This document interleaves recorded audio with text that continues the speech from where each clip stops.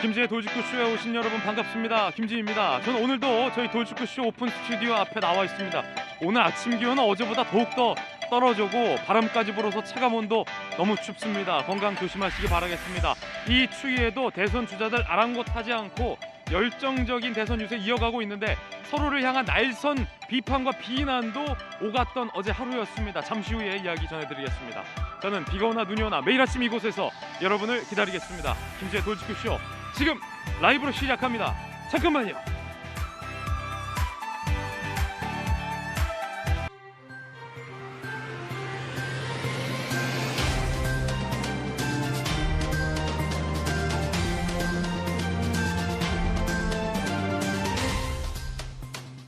신문 읽어준 남자입니다. 오늘로 딱 대선이 20일 남았습니다. 내일부터는 19일째로 접어듭니다. 여야 두 후보가 서로를 향한 난타전 벌였습니다. 주가 조작범이다. 백성의 고열을 착취했다. 서로 날선 말들 오고 갔습니다. 잠시 후 이야기 살펴보겠습니다. 오늘 조간신문 보도도 뜨거운데 4가지 키워드 준비했습니다. 첫 번째 키워드부터 공개합니다. 첫 번째 키워드 바로 이겁니다. 후련. 동아일보 오면이 쓰고 있는 기사 얼마나 후련했길래 함께 보시죠. 어제 올림픽 경기 보신 분들 정말 후련했을 겁니다. 그냥 금메달이 아니라 어떤 금메달? 후련한 금메달. 최민정 선수 쇼트트랙 1500m에서 금메달 땄습니다. 2연패째입니다. 마음고생 날렸습니다. 남자 5000m 계주 우리 남자 대표팀도 12년 만에 값진 은메달을 땄습니다. 우리 선수들 정말 자랑스럽고 특히 이번 올림픽 편파 시비 판정 논란이 거셌는데 정말이지 후련한 국민 마음 후련하게 만드는 메달들이었습니다. 두 번째 키워드 공개합니다. 두 번째 키워드는 바로 이겁니다. 공감. 오늘 키워드는 다 두 글자입니다. 공감. 누가 공감을 했을지 조선일보 오면입니다. 유세버스 사망 빈소에서 윤석열 후보와 안철수 후보 25분간 독대를 했습니다. 양측은 둘의 만남은 긍정적 신호다라는 얘기가 양측 모두에서 나오고 있습니다. 이재명 후보도 안철수 후보를 방문했습니다. 25분간 어떤 얘기를 오갔는지는 알 수 없지만 어쩌면 이번 단일화 국면에서 상당히 유의미한 계기가 되는 것 아니냐라는 분석도 나오고 있습니다. 이어서 세 번째 키워드 살펴보시죠. 세 번째 키워드는 바로 이겁니다. 고백. 경향신문 3명 이사인데 누가 어떤 고백을 했을까요? 사랑한다는 고백은 아닐 것 같고 의미 있는 고백입니다. 그리고 걱정스러운 고백입니다. 복지부 차관이 코로나에 감염됐습니다. 재택 치료를 복지부 차관도 똑같이 받았는데 고백했습니다. 나도 병원 연락 안 되더라. 아이 참. 복지부 차관님도 병원 연락 안 되면 우리 국민들은 어떡하라는 얘기입니까? 일반 관리군으로 재택 일지를 공개했는데 솔직하게 고백한 거예요. 병원 연락 잘 안 되더라. 코로나19 확진으로 재택 치료를 받는 수많은 국민들이 이런 애로사항을 쏟아내고 있습니다. 병원 연락 안 된다. 심지어 보건소에서 연락 누락된 확진자도 있었다라는 보도도 줄지어서 보도되고 있습니다. 걱정스럽습니다. 방역 포기 아니냐라는 비판, 정부가 자초해선 안 되겠죠. 네 번째 키워드 살펴보시죠. 네 번째 키워드는 뭘까요? 안목. 다양한 안목이 필요합니다. 세상 살 때. 특히 사람 볼 줄 아는 안목이 제일 중요한 것 같은데 김원훈 광복회장이 독립유공자 후손에게 장학금으로 지급돼야 할 돈의 상당수를 개인 비자금으로 착복했다는 정부 보훈처 감사 결과도 나왔는데 혐의를 부인하고 있습니다. 반대 여론에 떠밀려 사퇴하겠다라고 밝혔지만 이런 해명을 했어요. 나의 잘못이라곤 사람을 볼 줄 몰랐고 감독 관리를 잘못한 잘못이다 라고 말입니다. 결국 아래 직원 잘못 뽑았기 때문에 이런 불상사가 이루어졌다. 끝까지 남 탓하고 있습니다. 어쩌면 우리 국민들이 김원훈 광복회장이 이런 사람이라는 걸 진작에 알아봤었던 그 안목이 맞아떨어진 거 아닐까요? 지금까지 신문 읽어주는 남자였습니다.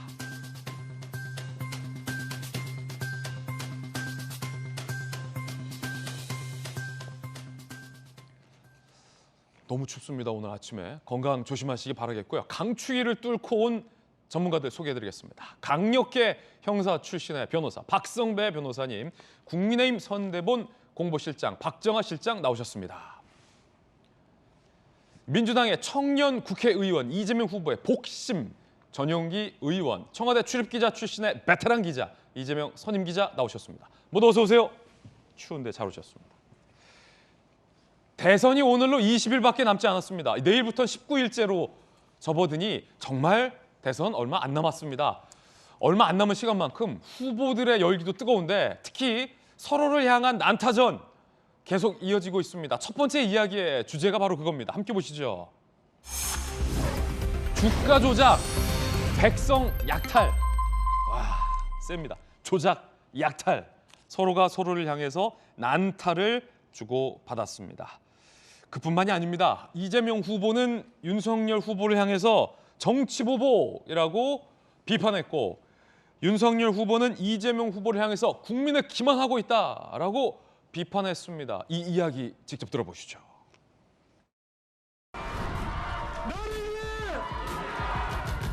세상을 바꾸라고 준 힘을 사적 보복에나 사용하는 무책임함, 이런 것들은 부족함이 아니라 우리 공동체를 망치는 죄악입니다. 국가 권력을 사적 보복이나 과거를 뒤지거나 남용하면 안 되는 건 초등학생도 하는 상식입니다. 과거를 후에 파가지고 복수하는 게 우리의 삶과 무슨 관계가 있습니까?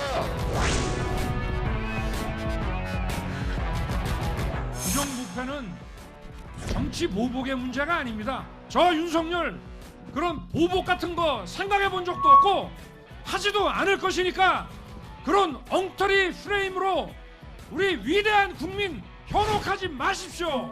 얼마나 잘못을 많이 했길래 부정부패를 엄단하고 법치를 세운다는 것을 정치 보복 프레임으로 만들어서 국민을 기만하는 것입니까? 야, 이 뜨겁습니다. 이재명 기자, 어제 이재명 후보와 윤석열 후보가 윤 후보의 발언, 문재인 정부에도 적폐 있으면 수사하고 청산이 필요하다라는 발언을 두고 이재명 후보는 정치보복이다, 이건 죄악이다, 국민이 부여한 힘을 사적으로 쓰겠다는 거다라고 맹비판을 했습니다. 그러자 윤석열 후보도 얼마나 지은 죄가 많길래 벌써부터 제발 저리느냐, 국민 기만하지 마라라고 강력하게 맞섰네요. 결국 지금 이제 적폐 청산 논란, 정치 보복이냐 아니냐 이 논란을 계속 양 후보가 이제 강조하면서 어떻게 보면 이제 그것이 하나의 전선이 좀 돼 있는 그런 상황인 거죠. 근데 지난해 말씀드린 것처럼 적폐 청산은 정치 보복이 아니라고 줄곧 주장해왔던 게 문재인 대통령이고 이재명 후보고 그리고 민주당이었습니다. 그런데 그것을 윤석열 후보가 적폐 청산 얘기를 꺼내자마자 정치 보복이 돼버렸죠. 그런 점에서 전 이것만큼 문재인 정부 내로남불을 보여주는 상징적 장면이 또 있을까 이런 생각이 들고, 또 한편으로는 문재인 정부가 스스로 자기에 대한 평가를 역사나 국민에게 맡기는 게 아니라 스스로 평가를 했죠. 우리 정부엔 적폐가 없다라는 식으로요. 그것만큼 오만한 건 없다 이런 생각이 들기 때문에 저는 이 논란을 끌고 가는 게 과연 얼마나 도움이 될까 생각이 들면서 또 한편으로는 사실 이 논란을 불러일으킨 데엔 책임 또한 윤석열 후보에게 일정 부분 있다. 왜냐하면 전 윤석열 후보가 자, 전 정권에 대한 적폐 청산을 할 것입니까? 라는 질문에 해야죠. 이 답변이 문제가 아니라 그 다음 답변, 오히려 수사권 남용된 게 아니냐라는 논란 속에서도 한동훈 검사장을 두고 뭐 독립운동하듯 수사를 했다라는 얘기도 있지만 뒤이어서 사실 어떻게 보면 검찰권을 더 강화하는 공약을 발표했죠. 그러면서 일정 부분 검찰 출신인 윤석열 후보가 집권을 하고 나면 검찰공화국이 획일되는 건 아니냐 이런 이제 어떤 의심이나 의혹이나 불안감이 있는 건 좀 자극한 측면이 있다 이런 생각이 들어서,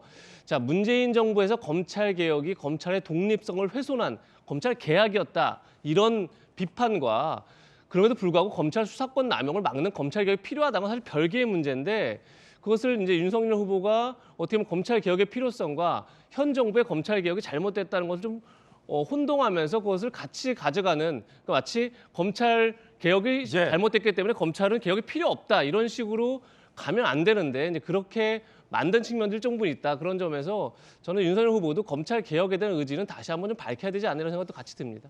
자, 전용기 의원, 조금 전 이재명 기자가 자기들이 하면 적폐 수사가 공정이 되고 남이 하면 자기에 대해서 남이 하겠다면 왜 정치 보복이 되느냐라고 날카롭게 개인 의견으로 꼬집었는데 전용기 의원 이에 대해서 의견 주시죠. 적폐를 청산하는 것은 정치 보복으로만은 볼 수 없다고 보고 있습니다. 네. 그 이유 뭐냐면 박근혜 정부 때는 나와 있는 적폐를 이제 청산해야 되는 문제가 있었던 것이고 지금은 현 정부에 대해서 없는 적폐도 만들어서 할 것처럼 이야기를 했다고 보고 있기 때문에 그 부분에 대해서 오히려 없는 것도 만들어서 수사를 하겠다라고 하는 것이 아니냐 이런 의문을 제기할 수밖에 없었다라는 예. 말씀을 드리고 싶습니다. 네. 네, 없는 죄도 만들어서 정치 보복하겠다는 거 아니냐? 왜냐하면 그 검찰에서 얘기했던 것처럼 뭐 검찰한테 가이드라인을 줬다라고 저희가 표현을 하고 있습니다만 그만큼 윤석열 후보는 뭐 정치 보복 안 하겠다고 고언을 하면서 마치 현 정부는 적폐다라고 이야기하는 것처럼 저희 많은 국민들이 생각을 하고 있기 때문에 그리고 반문재인 정부만을 내세우고 있는 후보기 때문에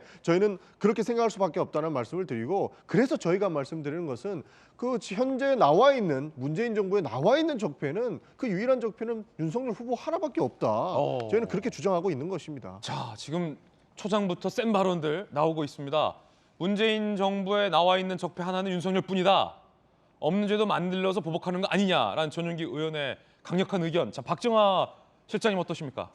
뭐라고 말씀드려야 될지 답답한 상황이네요. 우선 첫째 두 가지 말씀드리고 싶은데 첫째 하나는 문재인 정부의 유일한 적폐는 윤석열이다라고 말씀하시는 거 그 인식 자체가 저는 지금 국민들이 바라고 있는 국민들이 무엇을 얘기하고 있는지에 대해서 아직도 민주당은 제대로 쳐다보지 못하고 있다라는 말씀을 좀 드리고 싶습니다. 예. 그동안 국민들이 허탈해했던 건 뭐 거명하면 몇 가지 있잖아요. 탈원전 수사하면서 우리 뭐 엄청난 별의별 얘기 다 들었잖아요.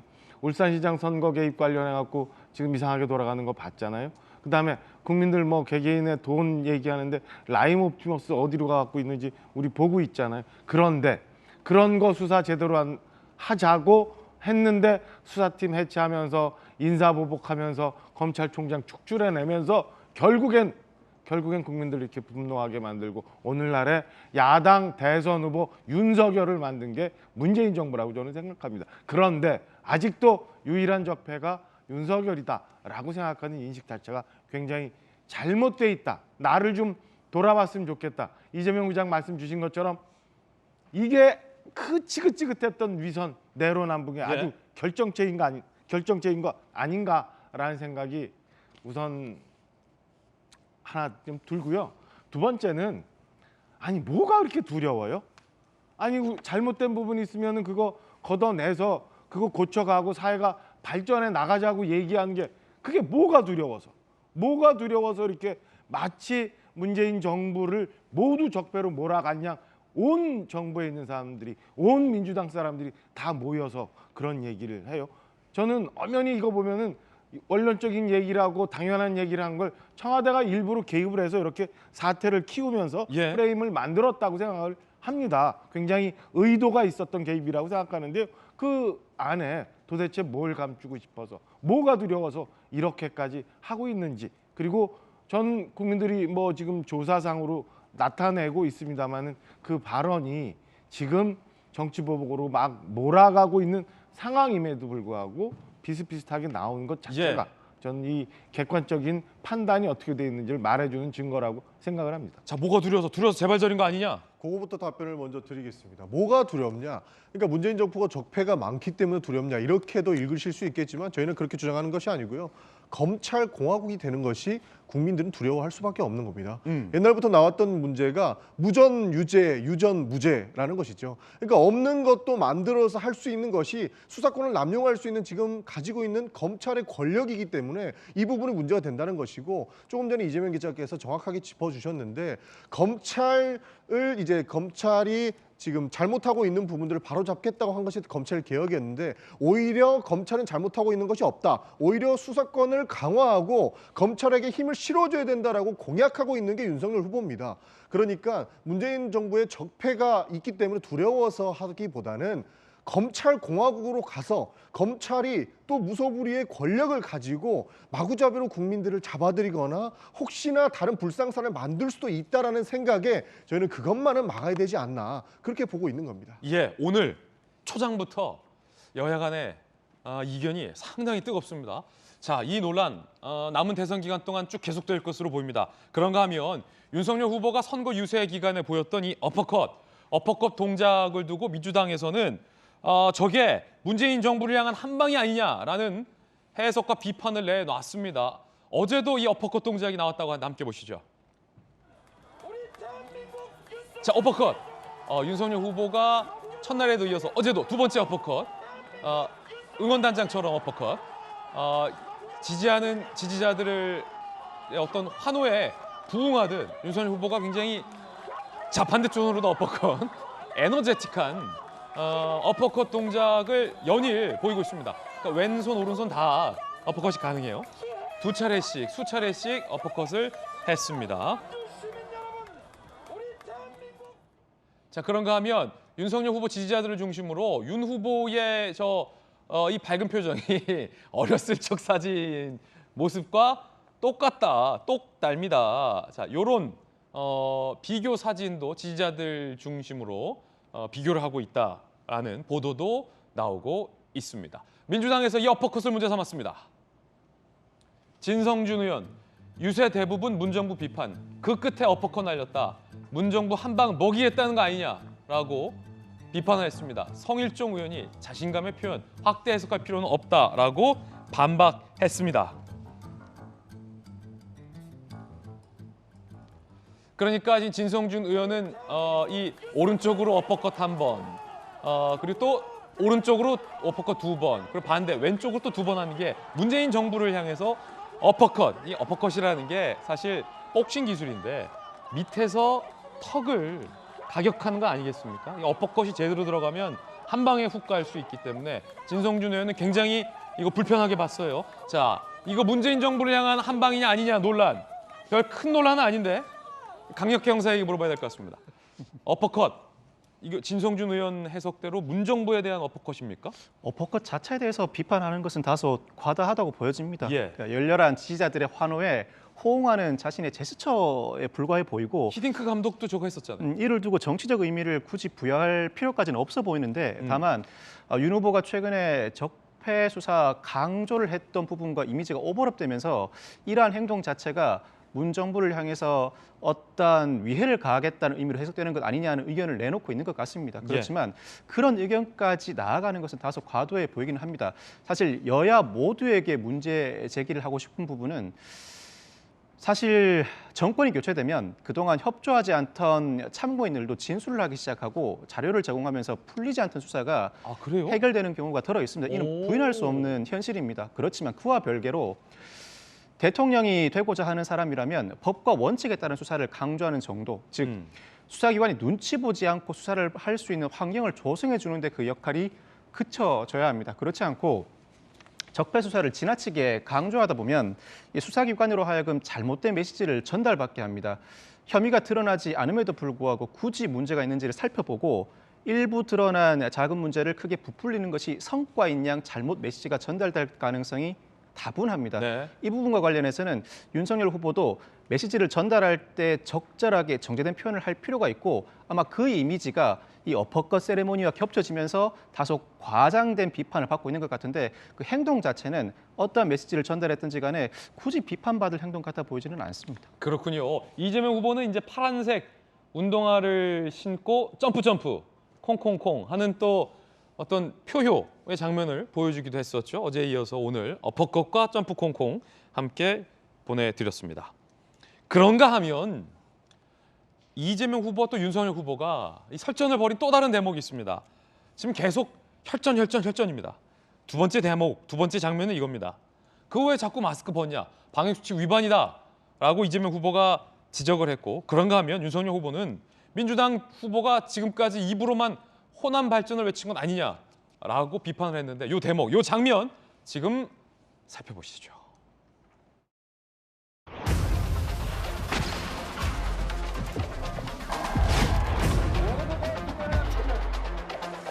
여기서 연설하고 있는 우리도 다 마스크 써야 합니다.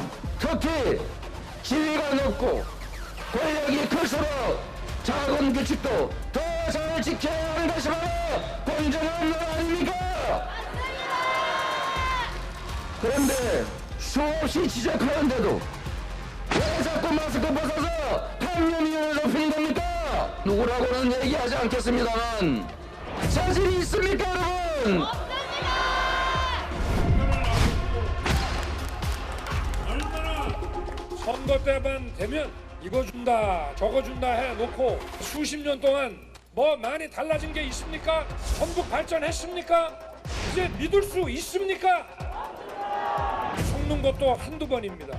저희 국민의힘도 잘못한 거 많고 부족한 게 많습니다만은 이렇게 거짓말 많이 합니까? 이제 호남, 전북도 달라져야 합니다. 이번에 확실하게 본때를 보여주십시오, 여러분. 자, 이 장면 이재명 기자, 이재명 후보가 직접 언급했어요. 왜 자꾸 마스크를 벗느냐라며 지도자로서의 자질 문제까지 나중에 연결을 짓습니다. 이게 방역수칙 위반이다. 라는 민주당의 문제 제기, 이재명 후보의 비판이 나왔습니다. 그렇죠? 그렇죠. 근데 뭐 방역 당국에서도 뭐 방역 수칙 위반이라고 보기 좀 어렵다 이렇게 이제 얘기한 것 같아요. 아, 그래요? 왜냐하면 이 유세라는 건 집회와 달리 집회는 딱 이제 인원을 어떻게 보면 제한할 수가 있죠. 근데 유세는 뭐 사람들이 오가면서 듣는 거기 때문에 인원을 제한할 수 없기 때문에 방역 수칙을 적용하기가 참 어렵다. 근데 다만 또 이제 실내에서는 당연히 마스크 착용이 의무화돼 있죠. 근데 실외에서는 2m 정도 거리를 둔다 그러면 굳이 마스크를 쓰지 않고 얘기하는 것도 방역 수칙 위반이라고 보기는 어렵다 이렇게 얘기를 합니다. 아, 그렇군요. 그럼에도 불구하고 뭐 지금 알다시피 오미크론 대유행 때문에 뭐 매주 거의 2배씩 지금 확진자가 늘어나고 있죠. 그런 상황에서 뭐 정치 지도자가 먼저 이제 개인 방역 수칙을 잘 지키는 것 중요하고 또 무엇보다 저는 윤석열 후보가 스스로 자신을 지키기 위해서라도 마스크를 뭐 잘 쓰는 게 중요하지 않나 이런 생각이 듭니다. 예. 뭐 그런 점에서 뭐 글쎄요, 뭐 지금 이제 거리두기를 더 국민의힘도 넓혀서 어쨌든 간에 이제 저 수칙 논란이 재현되지 않도록 하는 것 같습니다. 그런 점에서 이제 뭐 저 문제는 어떻게 보면 이제 국민의힘에 정리할 문제가 아닌가 싶습니다. 예, 세 번째 장면도 있습니다. 이재명 후보는 윤석열 후보를 향해서 주가 조작 완전 퇴출해야 된다라고 비판했고, 윤 후보는 이 후보를 향해서 백성의 고열을 착취한 것 아니냐라고 비판을 했습니다. 가장 오늘 장면 중에서 뜨거운 장면일 텐데 직접 보시죠.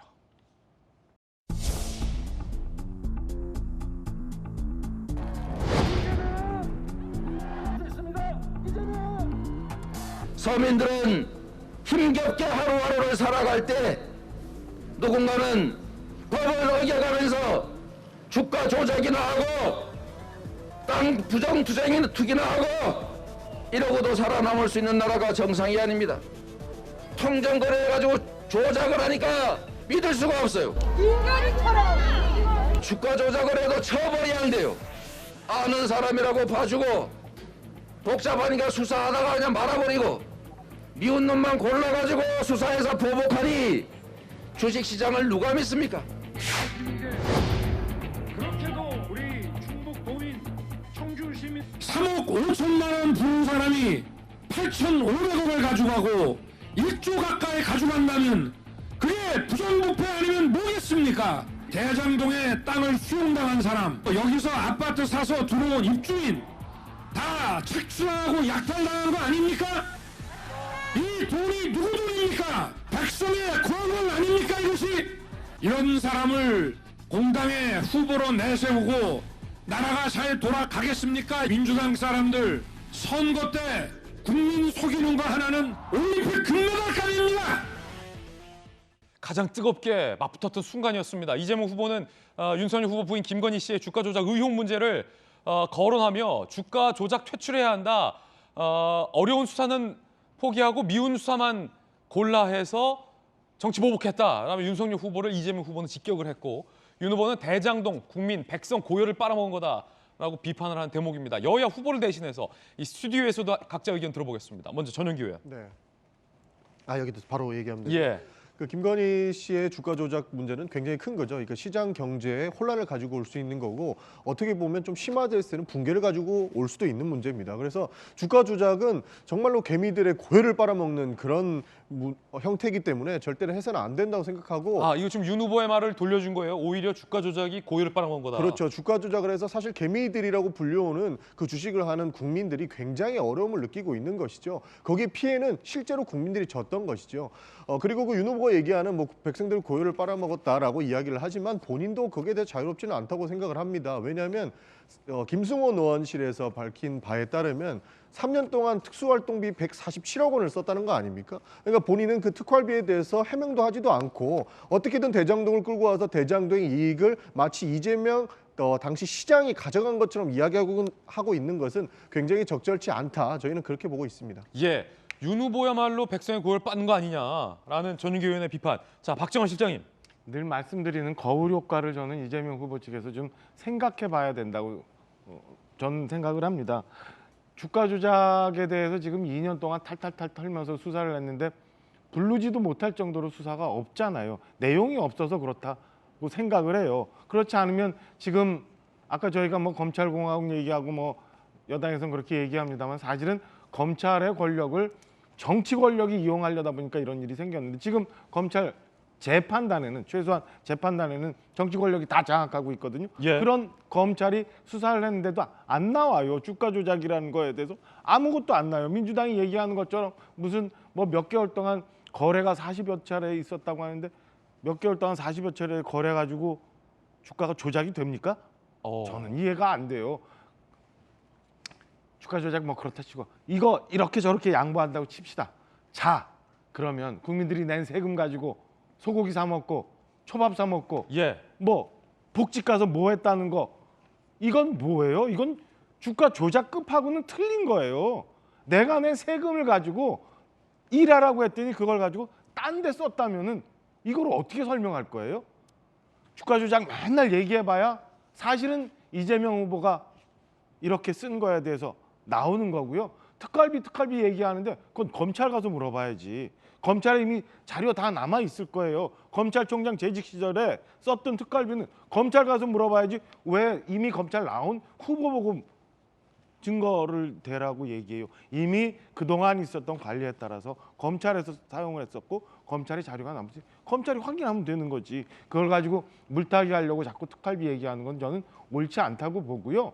국민들 세금 가지고 집에서 어떻게 썼는지 본인은 아직 얘기 안 하고 있습니다만 공무원 유용하고 법카 유용하고 했던 게 어떻게 주가 조작과 그리고 대장동에서 모든 걸 내가 설계하고 나머지는 난 모르겠다라고 하는 이런 방맘하고 무책임한 시정했던 분이 어떻게 특활비 얘기를 하는지 저는 이해하기가 어려운 상황입니다. 예. 이게 뭐 자칫 잘못 들으면 주가 조작이 큰 문제가 아닌 것처럼 이렇게 들릴 수도 있을 것 같아서 조금 바로잡아야 되지 않나 저는 그렇게 생각을 하고요. 사실 그 이재명 후보와 관련된 가족 문제 이런 부분에 대해서는 저희는 사과의 뜻을 이미 밝혔다는 말씀드리고 다시 한번 사과드립니다라는 말씀을 저도 한번 드리고 싶습니다. 예. 사실 그 정치 수사 관련해서 말씀을 해주셨는데요.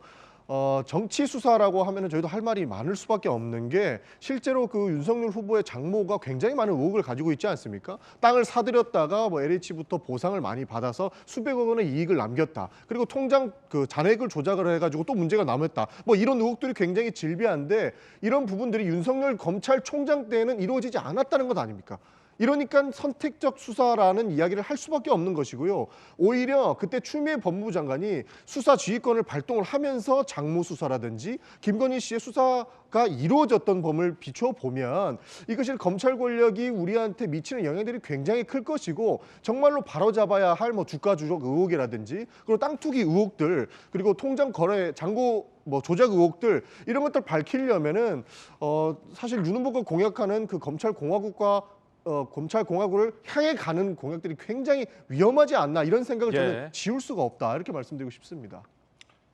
아니 지금 말씀드린 것처럼 윤석열 후보 총장 그만둔 지 언제 1년여 가까이 돼요. 그동안 사실은 검찰이 하려고 했으면 사실이라면 근거가 있는 거라면 나왔을 거라고 저는 봅니다. 여태 아무것도 없는 걸 아직도 여태 수사를 안 했느니 뭐 하고 있느니 얘기하는 게 저는 납득할 수가 없고요. 얼마 전 사실은 보면은 저런 거 나왔잖아요. 제가 보도 보니까 그 지금 남욱 변호사가 대장동 관련해서 모 중진 의원한테 민주당 중진 의원한테 2억 원을 주고 그 돈이 어떻게 되고 뭐 이런 거 왜 수사 안 하면서 여태 검찰은 그냥 있었어요. 그리고 맨날 돈을 쫓아가면 뭐 된다고 하면서 곽상도 의원 얘기하고 마치 그게 그 국민의힘 쪽에 문제가 있는 것처럼 얘기해왔는데 이런 거 수사 왜 여태 안 해왔어요? 그러면서 무슨 검찰이 조사를 여태 안 했다고? 저는 지금 전용기 의원님 개인 의견은 아니라고 치지만 저는 이렇게 갖고 있는 인식 자체가, 문제 인식 자체가 저는 민주당 정권에 있는 분들이 너무너무 내로남불, 위선 그 전형을 보여주는 것 같아서 저는 국민들 뵙기도 죄송스럽고 이런 얘기 갖고 논평하는 것도 송구스러울 정도예요. 한번 돌아봐 주셨으면 하는 마음을 갖고 있을 뿐입니다. 오늘 뜨겁습니다. 잠시 후에 계속 관련된 이야기 들어보겠고요. 그런가 하면 이재명 후보의 이 택시 발언을 이준석 대표가 문제 삼았습니다. 어떤 발언이었을까요? 이재명 후보님께서 대통령이 당선이 되시면 정말 어려운 서민 중에 서민층의 직종입니다. 택시는 다 떠났는데 이제는 없습니다. 꼭 한번 살펴주시고 기억해 주시기를 부탁을 드립니다. 도시의 탄광이다 이게. 일자리 얻다 하다 이제 마지막 가는 게 택시인데 요즘 그 길도 거의 막혀가는 것 같습니다. 제가 충분히 감안하겠다는 말씀을 드립니다. 하다 안 되면 마지막에 가는 게 택시다라는 이재명 후보의 발언을 택시기사 자격증이 있는 이준석 대표가 발끈했습니다. 직업의 규천이 어디 있으며 택시 업계가 탄광과 어떤 유사점이 있는지 모르겠다. 이재명 후보가 왜곡된 인식을 갖고 있는 것 같다라고 비판을 했습니다. 자, 그러자 민주당이 박복규 택시연합회장 발언을 이 후보가 받아 택시 종사자를 위한 정책 약속 과정에서 나온 거다. 업계와 종사자 어려움에 공감을 표한 것이다라고 민주당이 즉각 해명을 했습니다. 박승무 변호사님 어떻게 보십니까? 이 사안 자체는 언뜻 들었을 때는 이재명 후보가 상당히 잘못된 발언을 한 것으로 보이지만 가만히 들여다보면 그 맥락이 아주 이해되지 않는 부분이 없는 것은 아닙니다. 예. 그 이유가 그 도시의 탄광이라는 표현 자체가 나오기 전에 자신이 관련된 경험을 해봤을 때 이 택시 업계는 택시 종사자들이 근무 여건도 굉장히 열악한 데다 노사간 분규가 상당히 심한 분야다. 그렇다면 마치 시골의 탄광처럼 도시에서는 이만큼 힘들고 노사간 분규가 심한 업종이 대표적으로 택시 업계다라는 표현을 도시의 탄광이라는 표현 속에 함축한 것으로 보입니다. 그렇다면 굳이 택시 업계를 비하하겠다는 의도보다는 그만큼 어려운 처지를 이해한다는 맥락에서 나온 발언이라 예. 전후 맥락을 살펴보면 그렇게 문제될 만한 발언은 아니지 않을까 싶은 생각이 듭니다. 예, 그런가 하면 추미애 전 법무부 장관이 이재명 후보를 적극적으로 나서서 도와주고 있습니다. 그런데 논란에 발언했습니다. 이재명은 내가 키웠다. 내 말은 잘 듣는다. 이 누나 무서운 거 알지 등의 발언을 한 겁니다. 들어보시죠. 진짜지. 내가 당 대표였잖아. 전국을 다녔는데 특히 재명이가 좀 외롭더라고. 그래서 내가 진하게 연설을 해주고 손 꽉 잡아주고 화이팅 해주고 했지. 내 말은 아주 잘 들어. 내가 미리 경고하는 건데 이 누나 무서운 거 알지? 물론 이제 친근한 컨셉을 내세운 영상이었습니다만 재명이는 내 말을 잘 듣는다. 이 누나 무서운 거 알지. 이재명은 내가 키웠다. 등의 발언이 지금 논란인 겁니다. 묘하게 대조된다는 거죠. 법무부 장관 시절 검찰총장을 향해서 추 전 장관 이런 발언을 했었습니다. 저의 지시를 절반을 잘라 먹었죠. 장관의 말을 겸허히 들으면 좋게 지나갈 일을 세상 지휘랍시고 해가지고 일을 더 꼬이게 만들었어요. 역대 법무부 장관이 말 안 듣는 검찰총장 두고 일을 해본 적도 없고. 들어봤습니다. 이재명 기자, 추 전 장관은 다 좀 누나라고 생각하시는 것 같아요. 본인이 검찰총장보다도 내가 딱 내 명을 할 수 있는 누나고 이재명 후보를 향해서도 대권 주자인데 내가 누나고 내 말을 잘 듣고 내가 키웠다. 공통점이 있고 차이점도 있나요? 뭐 그렇죠. 그리고 뭐 앞에 보신 이제 뭐 누나 말 잘 듣는다는 그 영상의 컨셉 자체가 굉장히 재밌게 또 반말투로 이렇게 얘기하는 거기 때문에 그리고 실제 뭐 2018년 경기도지사 선거 당시에 이재명 후보도 굉장히 비주류였죠, 당내에. 그럴 때 뭐 본인이 열심히 도왔다 뭐 이런 얘기를 강조하고 싶었던 것 같습니다. 근데 지금 이제 추미애 전 장관의 어떻게 보면 제가 생각할 때 가장 큰 문제는 지금 추 장관이 가장 지금 앞장서서 전파하고 있는 주장이 바로 신천지 압수수색 당시에 그렇죠. 윤석열 후보가 그것을 압수수색을 거부한 게 마치 무속인의 조언 때문이다. 이 주장을 계속 앞장서서 전파하고 있죠. 지금 추 전 장관이, 당시 법무부 장관이.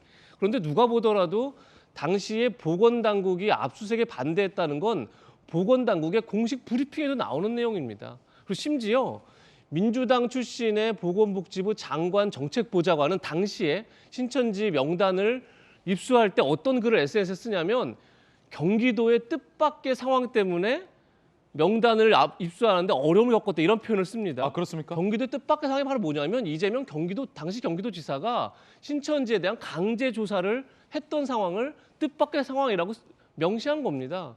그 정도로 어떤 강제 조사가 오히려 신천지의 명단을 확보하고 신천지 신도들의 어떤 조사를 하는데 어려움이 있다. 이런 것은 보건당국의 일관된 입장이었던 겁니다.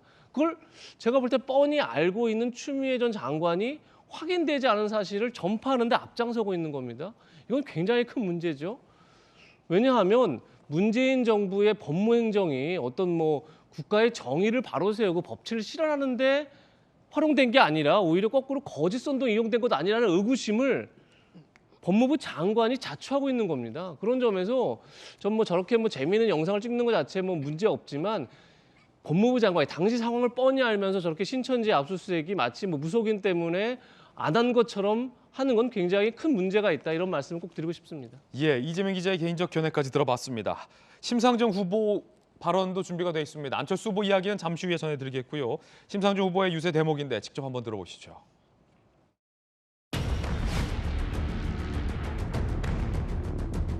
이재명 후보 지금 어디로 가고 있습니까? 신용을 앞세워서 윤석열 후보와 지금 보수 경쟁하고 있습니다. 지금 거꾸로 가고 있습니다. 이재명 후보 보수로 가고 있습니다. 살찐 고양이법을 공약으로 낸 바가 있습니다. 이재명 후보가 그저께 대한상공회의소를 찾아가서 이 법이 삼성몰락법이니 시진핑 비서법이니 공격할 줄은 꿈에도 몰랐습니다. 송 대표는 건진법사 주술 문제를 언급했고 나경원 전 원내대표는 기생충 가족이다라고 언급을 했습니다. 직접 들어보시죠.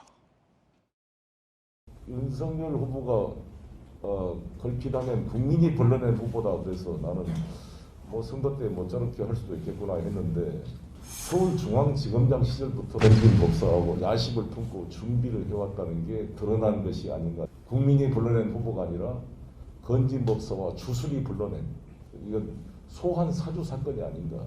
주술이 불러낸 후보다 이런 생각이 듭니다. 이재명 후보 나와서 유능한 대통령이라 그럽니다. 맞습니다. 유능해요. 뭐가 낫냐? 대한민국 등골 빼먹는 거. 국민들 등골 빼먹는데 유능하다.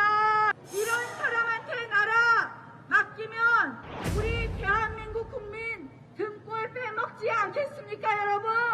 김혜경 배우자 소고기 먹고 한 거 잘 아시죠? 자기들끼리 그래요. 그 집에 기생충이 살았나 보다. 여러분, 이 기생충 가족에게 대한민국 맡겨서 되겠습니까? 건진법사가 주술로 소환한 주술 소환 후보다. 송영길 대표. 기생충 가족에게 대한민국 맡겨서 안 된다. 나경원 전 원내대표. 이 두 분의 이야기로 이 주제 시작을 하겠습니다. 먼저 이재명 후보의 집 근처에서 수차례 이 복집에서 수차례 법인카드로 결제가 됐다라는 의혹이 제기됐습니다. 경기도청과 이 복집은 왕복 1시간 20분 거리, 꽤 멀다. 자, 오히려 이재명 후보의 자택에서 500m 거리, 코앞이다. 이 복집에서 법인카드로 15번 318만 원이 결제됐다라는 거 야당이 의혹 제기했어요. 결제된 법인카드 내역을 보면 총무과 3명 7만 원, 외교통상과 9명 25만 원, 자치행정과 4명 11만 원. 그러니까 경기도의 총무과, 외교통상과, 자치행정과의 수많은 공무원들이 도청에서 왕복 1시간 20분 거리에 있고 이재명 지사의 집 500m의 앞에 있는 복집에서 수차례 법인카드를 다양한 과들이 결제를 했다. 유용한 거 아니냐. 국민의힘은 이렇게 의혹을 제기하고 있는 그런 상황입니다. A복집에서 제일 싼 메뉴가 3만 원이다. 그런데 결제 내역에 1인당 식사비 3만 원 못 미치는 경우가 대부분이다. 간담회 참석 인원과 주체 자체가 허위다. 야당에서 제공한 법인카드 내역 함께 보시죠. 자, 이렇게 자치행정과, 노동정책과, 지역정책과, 총무과, 외교통상과 등에서 각종 지출 내역이 저 복집에서 이루어졌다라는 게 야당의 의혹 제기입니다. 박성배 변호사님 강력계 형사하셨잖아요. 총 15번 318만 원이 정말로 경기도청에 저렇게 다양한 과에 있는 공무원들이 정말 공교롭게 경기도청에서 1시간 20분 떨어져 있는 왕복거리로 공교롭게 도지사 집 앞에 있는 복집에서 정말 먹었을까요? 저게 맞다면? 이재명 후보 자택으로부터 상대적으로 거리가 상당히 가까운 데다 여러 부처가 동시에 결재를 했고 간담회 참석 인원에 비춰보면 1인당 식사비가 제일 싼 메뉴에 미치지 않는다는 정황은 횡령을 상당히 의심케 하는 정황이긴 분명합니다. 횡령이 의심된다. 다만 이 정황만으로는 횡령을 확증할 수 없고 예. 이러한 정황을 근거로 진술을 해줄 수 있는 제3자가 필요합니다. 실제로 내가 이 일에 관여를 했거나 어떠한 사실을 전해 들은 입장에서 이 결제 내역은 경기도청 업무와 무관한 개인적인 유형에 해당한다는 진술을 어느 정도는 해주어야 충분한 보강 증거가 확보됨으로써 횡령임을 확증할 수 있습니다. 이 정도 수준에만 이른다면 그 이후부터는 오히려 이재명 후보 측에서 사실은 이 결제 내역이 경기도청 업무와 직접 연관되었음을 입증해내야 할 책임이 있습니다. 아, 그렇습니까? 그 정도 수준에 이르렀음에도 불구하고 우리는 기억을 제대로 못합니다. 아마 공식적으로 경기도청 업무에 사용되었을 것입니다라는 주장만으로는 혐의를 벗기 어렵습니다. 그때부터는 입증 책임이 수사기관이 아닌 피의자에게 남아있다고 평가할 수 있습니다. 전용기 의원님, 네. 강력기 형사 출신의 의견은 이거 정말 공무원들이 쓴 거 맞냐라는 거예요. 정말 공무원이 쓴 거 맞습니까? 그건 확인을 좀 해봐야 되겠지만 원래 사실 이 활동비인 거죠. 결국에는 이 비용 자체가 후보나 배우자만 쓰는 것이 아닙니다. 그 결국에 경기도청에서 업무를 추진하기 위해서 사용되는 비용이기 때문에 충분히 이거는 도의회에서나 감사를 다 받았던 내용이고요. 박성배 우리 변호사님 말씀을 잘 해주셨는데 이런 식으로 증거를 본인들이 만들어서 던지기 하는 이런 의혹 제거는 굉장히 마타도어로 볼 수밖에 없다고 저는 생각을 합니다. 왜냐하면 지금까지 국민의힘에서 주장했던 부분은 공관으로 들어갔던 부분도 김혜경 여사가 썼고 집 앞에서 이런 많은 금액들이 나왔으니까 김혜경이 썼고 그러니까 이렇게 던지기식 의혹만으로는 국민들을 좀 납득하기 쉽지 않을까. 이거는 국민들이 선택하는 데에 눈가리식의 의혹 던지기에 지나지 않는다. 그리고 국민들이 선출한 이제 도의회나 그다음에 그 도 공무원들을 믿지 못하는 그런 지경까지 만들려고 하는 국민의힘의 마타도어다. 저희는 그렇게 보고 있습니다. 예, 여야 의견 고루 들어보겠습니다. 이번엔 야당의 박지원 실장님. 하루에 경기도청에서 쓰여지는 법인카드의 결제 서류만 해도 이만큼 될걸요. 각 국가에서 쓰려면. 그리고 그게 1년이 모이면 얼마나 많겠어요. 경기도의회에서 저걸 감사를 할 수 있다? 저는 물리적으로 불가능할 거라고 보고요. 경기도의회 자체가 민주당이 절대 다수인 상황에서 이 물리적으로도 불가능하고 정치적으로도 불가능할 거라고 봅니다. 자, 본론 들어가서 저는 두 가지 말씀을 드리고 싶은데요. 제가 그저께 화요일 방송에서도 말씀드렸어요. 그때 당시만 해도 기획관리실을 비롯해서 4개 부처에서 쓴 카드에 대해서 전용 의혹을 얘기를 했는데요. 지금은 벌써 한 업소에서만 지금 10곳 이상의 경기도 국과가 지금 쓰고 있습니다. 제가 그날 말씀드렸던 거 이 시책 업무 추진비라는 건 어느 과에 어디에 숨어 있는지 모른다라고 말씀드렸는데 지금 벌써 10몇 개가 나왔어요. 저는 경기도에 소속돼 있는 모든 국과에 저게 다 숨어 있을 거라고 봅니다. 그러면 지금 특정한 한 복집에서만 저게 10몇 건, 300 얼마가 나왔는데 그러면 그 성남 순회동 일대에 있는 우리가 지금까지 밝혀진 그 초밥집, 베트남 쌀국수집, 백숙집 이런 것들 외에 주변에 얼마나 많이 경기도에서 카드가 긁혀졌는지 그리고 각 국가의 법인카드로 시책 업무 추진비의 명분으로 쓰여졌는지 확인하면 저는 지금 나와 있는 거는 정말 빙산의 일가일 거다라는 생각이 하나 들고요. 두 번째, 어젯밤 새로운 이상한 의혹이 하나 생겼는데요. 경기도지사 지금 이재명 지사가 갖고 있는 사저 성남 순회동 아파트 바로 맞은편에 경기개발공사가 전세권을 설정해서 합숙소로 쓰고 있었다는 거 아니에요? 그리고 서로 누가 있었는지 그게 경기도지사의 집인지 모르고 있었다고 하는데 만약에 이 고리가 이상하게 확인이 된다면 저는 저 많은 그 업무 추진비를 통한 음식들, 그 다음에 또 다른 의혹들, 그 과거에 그 집안에서 일어났을 수 있는 여러 가지 미스테리한 일들이 밝혀질 수 있는 상황이 왔다고 봐요.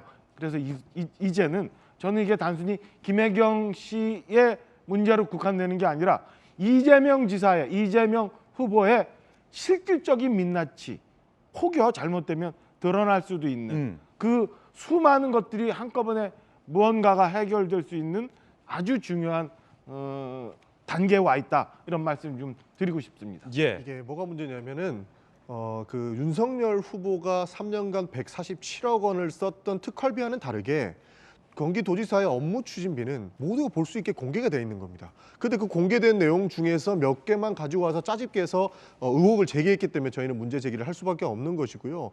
도의회에서만 이렇게 뭐 감사를 한다, 뭐 평가를 한다 이렇게 말씀드리기보다는 지금 조사도 진행 중이고 수사도 진행 중이기 때문에 충분히 이 문제가 밝혀진다면 당연히 책임을 지겠다고 저희는 밝힌 바 있기 때문에 이것은 너무 근거를 만들어서 때로는 뭐 짜집기해서 의혹만 던지는 것이 아니냐, 저희는 그렇게 볼 수밖에 없다 말씀드리고 싶습니다. 한 매체가 새로운 의혹을 보도했는데 함께 보시죠. 자, 이재명 기자, 이거 TV조선이 어제 보도한 건데 어떤 내용입니까? 조금 전에 이제 박정환 실장께서 잠깐 말씀을 하셨는데 공사 직원 4명이 사용한 합숙소가 있었습니다. 그러니까 그 경기주택공사가, 주택도시공사가 썼던 합숙소가 있는데 그 합숙소가 바로 이 후보 집 바로 옆에 있었다는 겁니다.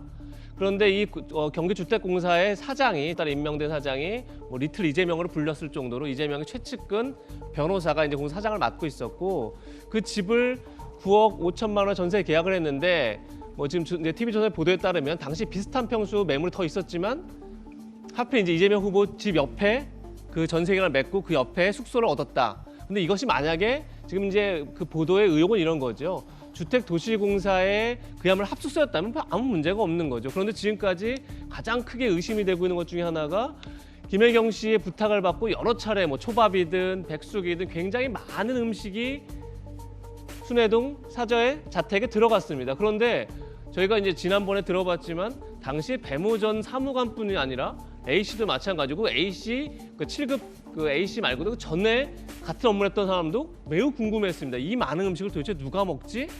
라고 했던 거를 배 전 사무관도 마찬가지로 똑같이 얘기를 합니다. 아까 나경원 전 의원도 얘기했지만 그러다 보니까 영화 기생충처럼 누가 다른 사람이 사는 거 아니냐라는 말까지 서로 오고 갑니다. 그 많은 음식을 누가 먹었는지 알 수 없는 상황에서 이재명 후보 바로 옆에 경기주택공사가 얻은 전세 집이 있었다. 근데 그 집에 만약에 그냥 주택공사의 직원들이 머물렀던 게 아니라 예를 들면 이건 어떻게 다 가정입니다. 지금까지 전혀 확인되지 않은 거지만 이재명 후보의 선거 캠프 조직이 운영됐다거나 이랬을 경우에는 그 많은 음식이 이 사람들을 위해서 그렇게 많은 음식이 배달된 거 아니냐, 이런 이제 의혹이 하나 해소되는 거죠. 그런데 그것이 만약에 불법적으로 운영된 조직이라면 이제 그것이 또 다른 문제가 되는 거죠. 그런 점에서 글쎄요, 저게 지금 어제 보도에 대해서 해명은 공사 측도 전혀 이재명 후보 옆집인지를 알지 못했다, 지금 이렇게 얘기를 합니다.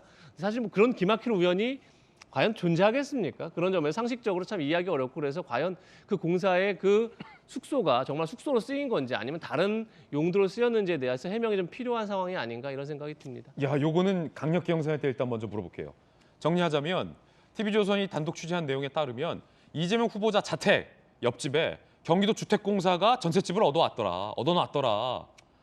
어떻게 경기도지사 옆에 주택공사가 전셋집을 얻어놨는지에 대해서 취재를 들어가 보니 주택공사 측에서는, 도시공사 측에서는 직원들 합숙소다라고 해명을 했는데, 직원들 합숙소를 왜 경기지사 바로 옆집에 다른 매물도 많았는데 얻었느냐라는 의문이 따라온다는 거죠. 그 의문을 제기하니까 거기 지사가 살았어요? 우리 몰랐는데? 라고 해명을 했는데, 이에 대해서 이재명 기자는 기막힌 우연이 어디 있냐라고 의문을 제기한 거고, 혹시 초밥 11분 등이 이재명 후보 자택으로 배달됐는데 그게 저기에서 기거하고 있는 누군가를 위한 거였다면 그게 과연 불법 사조직이냐, 아니면 정말로 주택공사 직원들이 지사 옆집인지 모르고 합숙을 한 것이냐는 밝힐 필요가 있다. 라는 베테랑 기자의 합리적 의문 제기였습니다.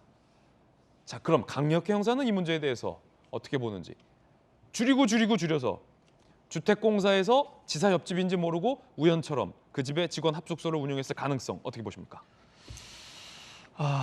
가능성이 높아 보이지는 않습니다. 더더군다나 해명 중에 공사 측은 이 후보가 옆집에 사는 줄 몰랐다는 해명을 하였다면 이는 더더욱이 받아들이기 어려운 해명인 것이, 그 아파트에 거주하는 주민들 전체가 아마 이 후보가 이 지역, 이 호수에 살고 있다는 건 알 수밖에 없는 상황입니다. 아마 이 후보가 경기도지사로서 각종 의전을 받는 상황이었고 그 아파트 내지는 주변 아파트 주민들도 충분히 알 수 있는 상황이라 바로 옆집이 이 후보가 사는 자택인지 몰랐다는 해명을 했다면 그 자체는 받아들이기가 상당히 어렵습니다. 그렇지만 아직까지는 이 의혹이 사실관계가 충분히 규명되지 못한 상태입니다.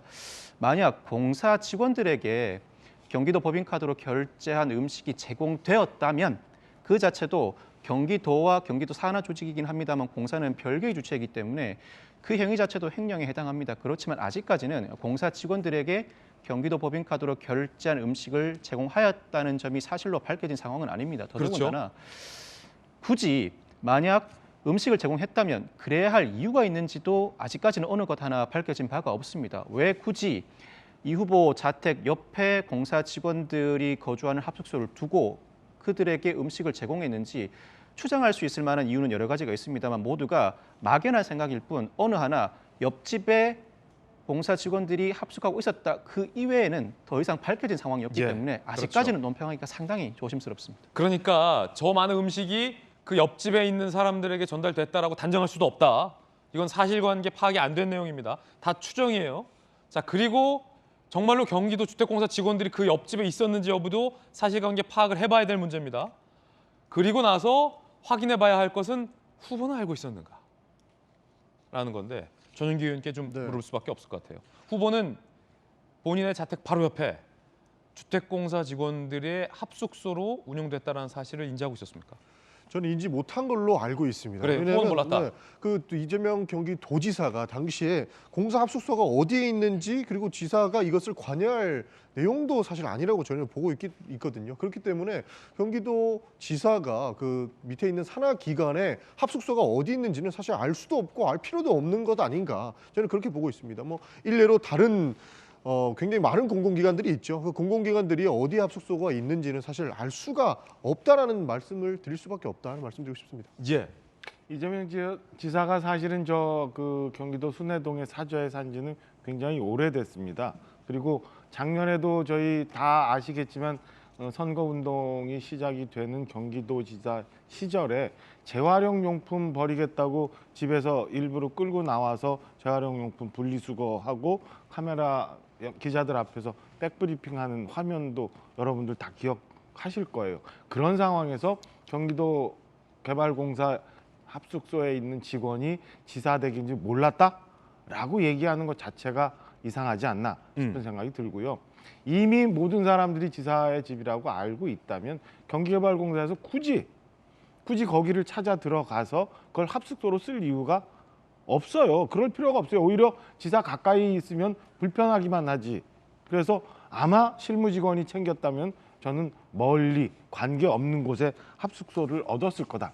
저 집이 경기개발공사가 2020년 8월부터 전세권 계약을 해서 쓰고 있는 걸로 알고 있는데요.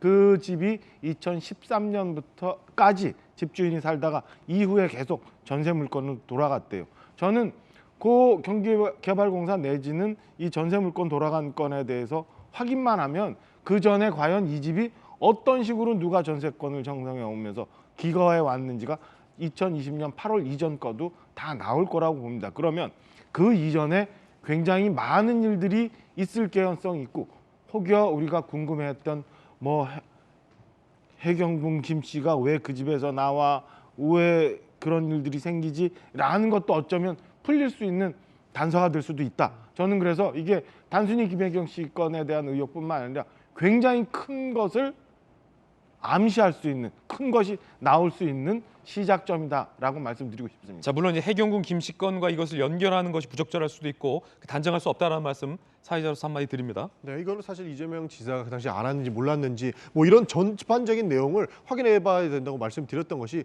지금 나온 내용이 대부분이 사실 추측성이거든요. 그렇기 때문에 저희는 확인이 더 필요한 거고 사실관계만 놓고 이야기를 하면 좋겠다 이런 말씀을 드리고 싶습니다. 자, 이번에는 민주당에서 이 김건희 씨에 관한 의혹 제기도 만만치 않았는데 이야기 들어보시죠. 김건희 씨가 가진 69억 원의 형성 과정이 불투명합니다. 자금의 출처는 알 길이 없습니다. 우리는 김건희 씨의 재산이 결국은 불법 증여 내지는 도이치모터스 주가 조작을 통해서 축제한 것이라는 그런 합리적인 의심을 할 수밖에 없는 것입니다. 숫자는 거짓말을 하지 않습니다. 자, 재산 형성 과정에 불투명하다, 주가 조작 의한 것 아니냐라는 문제 제기를 했습니다. 그런가 하면 마이클 잭슨에 비유한 것을 감사해야 한다라는 발언도 나왔는데 논란입니다. 이경 대변인, 김건희 위대한 뮤지션 마이클 잭슨에 비유했다는 걸 오히려 감사해야 할 일, 경력, 학력 다 위조했고 성형 안 하신 것도 아닌데 저 같으면 기분 나쁘지 않을 것 같다라며 마이클 잭슨 비유를 감사해야 한다라고 이경 대변인이 얘기를 했습니다. 자, 그러자 이준석 대표가 이제 여성에 대한 외모 품평까지 하면서 선거에 임하려다 봅니다. 이성을 찾아야 한다라고 비판을 했습니다. 자, 그러자 민주당 지도부에서도 당 내에서도 입단속 설화 단속에 나섰습니다.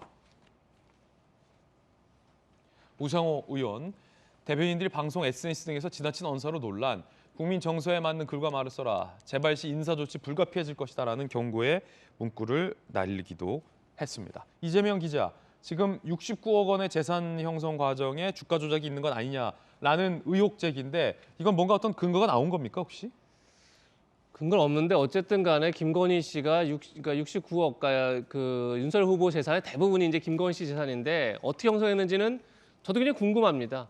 아마 상속받을 가능성이 높은데 그렇다면 상속세를 제대로 냈는지가 또 쟁점이 되겠죠. 그렇죠. 그런데 참 이 문제가 공교롭게도 저는 송영길 대표가 윤석열 후보를 두고 뭐 문재인 정부의 어두운 유산이다 이런 표현을 썼었는데 좀 굉장히 그 말이 적절하다 봅니다. 그러니까 그 재산 형성 과정을 1차 검증할 책임은 분명히 문재인 정부 민정수석실에 있었죠. 왜냐하면 검찰총장으로 임명할 때도 재산이 65억인가 66억인가 그랬습니다. 그러면 인사검증의 가장 핵심이 재산 형성 과정이죠. 과연 어떻게 형성됐는지 당연히 민정수석실에서 들여다봤겠죠. 그리고 문제가 없다라고 보니까 검찰총장을 임명을 했겠죠. 그러니까 이게 저도 참 궁금하고 그 재산 형성 과정이 진짜 투명한지 뭐 세금을 제대로 냈는지 국민들은 알 의무가 있죠. 그런데 중요한 건 뭐냐면 그것을 가장 검증할 수 있는 사람은 바로 문재인 정부의 민정수석실이었다. 이게 굉장히 어떻게 보면 민주당이 이 문제를 제기하면 제기할수록 자기 부정의 함정에 빠진다. 이런 생각은 듭니다. 예. 이경 대변인의 발언이 지금 논란입니다. 결국 우상호 의원이 경고 메시지를 날린 것으로 해석이 되는데 마이클 잭슨에 비유한 걸 감사해야 한다라는 발언이었죠. 참 이런 발언이 어떻게 나왔는지 문제가 있는 거죠. 그러니까 이게 글쎄요. 그러니까 말실수는 할 수 있습니다. 누구나 할 수 있는데 그것이 반복되면 그건 이제 성찰을 하지 않는 게으름에 빠져 있는 거죠, 정치가. 그런데 이미 김건희 씨의 외모를 두고 여러 명에 의해서 여러 명이 설화로 곤욕을 치렀습니다. 뭐 예를 들면 손혜원 전 의원도 뭐 김건희 씨 얼굴이 변했다, 뭐 눈동자 커졌다 이런 얘기를 했다고 오히려 역풍 맞은 바가 있고요. 그리고 뭐 한준호 의원도 뭐 두 아이의 엄마 김혜경 씨와 뭐 토리 엄마 김건희 씨를 비교하면서 어떤 여성성을 비하했다, 폄하했다 이런 이제 여러 가지 비판을 받았죠. 그런 상황에서 그러니까 이것이 뭐 한두 번 있었던 설화가 아닙니다. 그런데 또 이경 대변인이 뭐 마이클 잭슨을 비유한 거는 뭐 오히려 감사할 일이다 이런 뿐만이 아니라 뭐 성형에서 더 예뻐졌다. 이것이 뭐 잘못된 거냐 뭐 이런 식으로만 얘기를 했는데 글쎄요. 어떤 이렇게 여성들이 오히려 여성성에 대한 어떤 감수성을 떨어질 수 있는가 이런 이제 의문이 드는 거죠. 제가 지난번에 말씀드렸지만 결국 이것이 정치인들이 국민을 보고 정치를 하고 국민을 보고 판단을 하고 국민을 보고 생각해서 얘기하는 게 아니라 그야말로 진영 논리에 빠져서 후보를 보고 후보를 위해서 얘기하고 생각하다 보니까 오히려 민심과 멀어지는 민심으로부터 오히려 질타를 받는 그런 일들이 계속 반복되고 있는 게 아닌가 그런 생각이 듭니다. 네, 전윤기 의원님, 민주당에서 김건희 씨를 향해서 제기하는 게 주술 논란 그리고 재산 형성 과정 결국 이제 주가 조작 의혹 문제인 거죠. 주가 조작 의혹 문제일 수도 있고요. 그러니까 불법 증여 문제로도 저희는 보고 있습니다. 그렇기 때문에 재산 형성을 어떻게 했는지 밝히는 것이 가장 중요하지 않나 보고 있는데요. 사실 1991년도부터 지금까지 총 소득 신고 금액이 7억 7천만 원입니다. 그런데 갑자기 69억이 어디서 나왔느냐 이걸 좀 밝혀줬으면 좋겠다라고 말씀드린 거고요. 아까 우리 이재명 기자께서 말씀을 잘 주셨는데요. 저희도 나물을 이 밥에 넣을 때 그 상한 나물을 잘 이렇게 판단을 못했던 것 같습니다. 그 부분에 대해서는 과실이 충분히 있다라고 보고 그렇다면 지금이라도 이제 대통령을 뽑으니까 대통령을 뽑는 지금이라도 정확하게 검증을 해야 된다 이런 말씀을 드리고 싶습니다. 예, 그런가 하면 야당에서는 최근 김의겸 의원이 건진법사가 주최한 소 가죽을 벗기는 구판에 윤석열, 김건희 씨의 이름이 있다라며 의혹을 제기한 바 있습니다. 근데 이게 야당에서는 거기 대통령도 있고 민주당 충북지사 이름도 있다라며 헛발질이다라고 반박을 했는데 이 공방이 지금 계속되고 있는 것 같아요. 함께 보시죠. 자, 일단 국민의힘에서는 당시 행사 주관한 사무총장 서모 씨가 그 구판 이재명 선대위에서 활동한다. 그러자 김의겸 의원 구판에서 실제 칼춤 춘 이모 씨는 2016년 코바나 컨텐츠 주최 전시회에 등장했다. 그러니까 이분이 다 등장을 해요? 칼춤 춘 이모 씨는 코바나 컨텐츠 전시회에, 행사를 주관한 사무총장 서모 씨는 선대위에서 활동. 그러면 누가 이 엽기 구판과 더 연루돼 있다라고 봐야 될지 강력계 형사에게 물어보겠습니다. 박승민 변호사님. 선거를 앞두고 각종 의혹 제기와 기사가 쏟아지고 있는데 이 사안은 저를 포함한 많은 국민들이 상당히 필요합니다. 이 공방 자체가 네거티브로 흐르고 있을 뿐만 아니라 서로 상대방에게 더 책임이 있다는 취지입니다. 상대에게 일정한 책임이 있다는 것이 아니라 네가 더 책임이 있지 않느냐 하는 취지로 이야기가 흘러가는 것으로 보여서 상당히 피곤한데 이 사안 자체는 사실 죄질은 상당히 불량하죠. 이 주술을 직접 진행한 자는 살아있는 상태에서 동물의 신체를 손상했고 만약 그 소가 사망했다면 사망하였을 것으로 보이는데 상당히 잔인한 방법으로 공개된 장소에서 죽음에 이르게 하였기 때문에 현재 기준으로만 보면, 즉 현재 재판 상황으로만 보면 죄질이 상당히 불량해 실형이 선고될 가능성이 있을 정도로 상당히 엄중한 사안이라고 보입니다. 그렇지만 그 상황에 누가 더 개입했는지를 두고 진흙탕 싸움이 벌어지고 있는 것 같은데 행사 관계자라고 해서 당연히 법적 책임을 부담하지는 않습니다. 구체적으로 소를 이와 같은 방식으로 훼손하는 데 직접적으로 관여해야 법적 책임을 지게 되죠. 그렇지만 문제의 본질은 이 행위를 직접 관여하였는지 참관하였는지를 불문하고 윤석열 후보가 주술에 의존한다는 문제 제기에서 이 문제가 시작된 것으로 보입니다. 그런데 오히려 여당 인사가 개입하기도 했었다. 오히려 더 깊이 개입했다는 논란이 이어지고 있고 또 그에 비해서 반박 의견이 나오고 있고 이 사안의 실제적인 관계가 무엇인지는 몰라도 사안의 본질과는 다소 멀어져서 서로 진흙탕 싸움을 이어나가고 있는 것 같아 보는 입장에서는 다소 필요한 쟁점이라고 보여집니다. 자, 앞서 TV조선의 보도 내용 저희가 소개를 해드렸는데 거듭 단정할 수 있는 건 없다라고 말씀을 드렸습니다. 다시 한번 거듭 드리겠습니다. 자, 그런가 하면 이번에 저희가 준비한 세 번째 이야기를 할 텐데 안철수 후보를 윤석열 후보도 찾아가고 이재명 후보도 찾아갔습니다. 주제 공개합니다. 초박빙의 판세, 안 찾아간 윤이.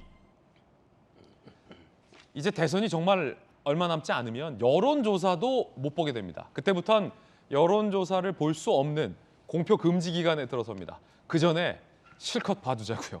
최신 여론조사 결과들 준비했습니다. 제가 직접 대형 미디어홀에 나가서 여러분께 브리핑해드리겠습니다. 저와 함께 이동하시죠. 자, 우리 시청자 여러분들께서는 거실에서 편안하게 저희 돌직구쇼, 김진애 돌직구쇼의 대형 미디어홀에서 시원한 여론조사 결과 보시면 되겠습니다. 자, 대선 후보 지지도 여론조사 결과 바로 공개합니다. 쿠키뉴스가 의뢰한 여론조사 결과 이재명 후보 41.9%, 윤석열 후보 42.4%, 심상정 후보는 2.0%, 안철수 후보는 7.2%의 여론조사 결과가 나왔습니다. 특히 이재명 후보와 윤석열 후보가 초박빙 양상 41.9 대 42.4로 굉장히 딱 붙었다. 초박빙 상태다라는 결과가 나오고 있습니다. 야권 단일화 여론조사도 있는데요. 함께 보시죠. 자, 야권 단일화 누구로 해야 할까라는 질문에 대해서 윤석열 후보로 해야 된다 40.4%, 안철수 후보로 해야 된다 33.4%, 지지 후보가 없다 23%, 잘 모른다 무응답 3.1%의 결과가 나왔습니다. 자, 그렇다면 단일화 시에 가상 양자 대결 결과는 어떻게 될지도 마저 보겠습니다. 함께 보시죠. 야권 단일화 시 가상 양자 대결, 윤석열 후보로 단일화될 경우 이재명 43.7 대 윤석열 47.4.